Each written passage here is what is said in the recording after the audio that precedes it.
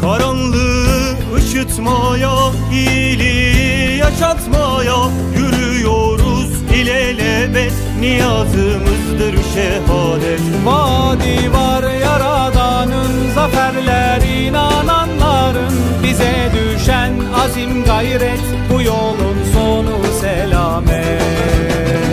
Zulümlerin biteceği, yetimlerin güleceği, yeni bir dünya kurulacak, iyiliğin geleceği.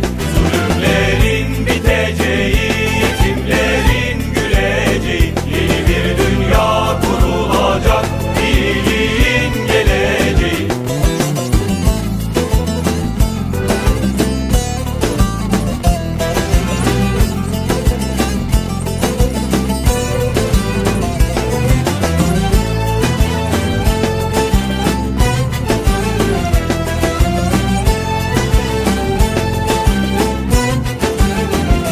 Anlatırız hikmetiyle, kavgamız var zulmetiyle.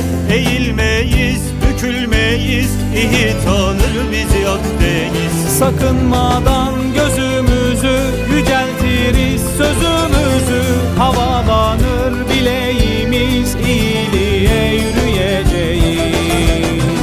Zulümlerin biteceği, yetimlerin güleceği, yeni bir dünya kurulacak, iyiliğin geleceği.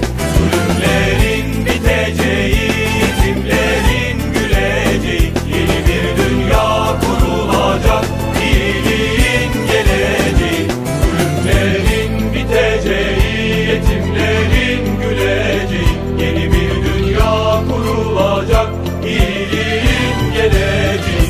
Zulümlerin biteceği, yetimlerin güleceği, yeni bir dünya kurulacak, iyiliğin geleceği.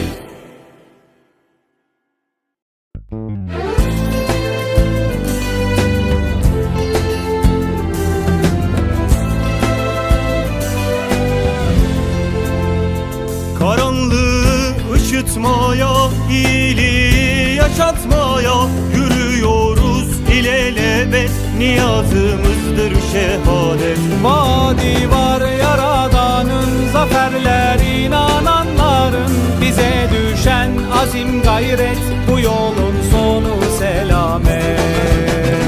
Zulümlerin biteceği, yetimlerin güleceği, yeni bir dünya kurulacak, iyiliğin geleceği.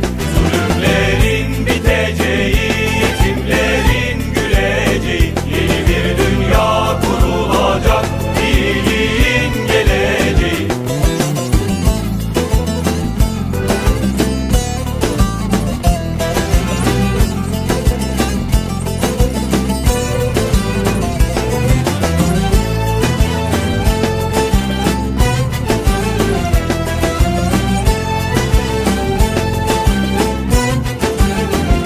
Anlatırız hikmetiyle, kavgamız var zulmetiyle.